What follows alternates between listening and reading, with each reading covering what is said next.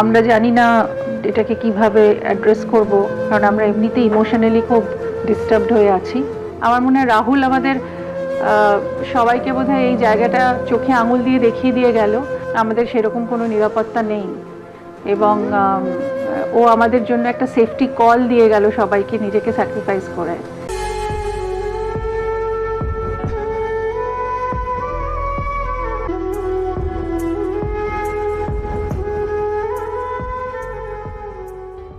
এবার রুকমা রায়কে ধরে হাউমাউ করে প্রকাশ্যে কাঁদল প্রিয়াঙ্কা। হ্যাঁ ভিউয়ার্স, টলিউডের সব তারকারা এক জায়গায় জড়ো হয়েছিল রাহুলের মৃত্যুর তদন্তের প্রতিবাদ জানিয়ে, আর সেখানেই রুকমা রায়কে দেখা যায় প্রিয়াঙ্কাকে জড়িয়ে ধরে কাঁদতে।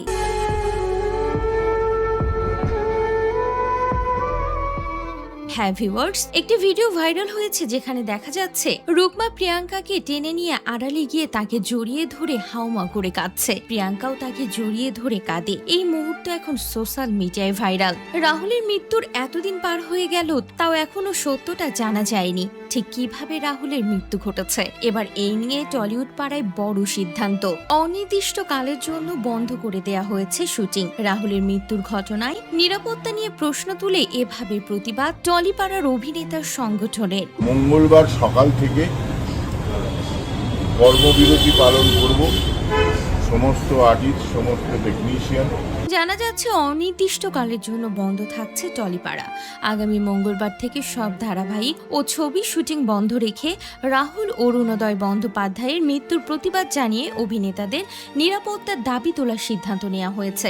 রবিবার টেকনিশিয়ানস স্টুডিওর অভিনেতাদের সংগঠনের এক বৈঠকের পর এমনই জানানো হলো। এদিন টলিউডের এক ঝাঁক তারকারা হাজির হয়েছিলেন। বলা যেতে পারে রাহুল যেন ওপারে চলে গিয়েও সকলকে এক জায়গায় করেছে। আর সেখানে ঘটে গেল এক অন্যরকম ঘটনা। রুকমা রায় প্রিয়াঙ্কাকে টেনে নিয়ে আড়ালে গিয়ে তাকে জড়িয়ে ধরে কাঁদতে থাকে।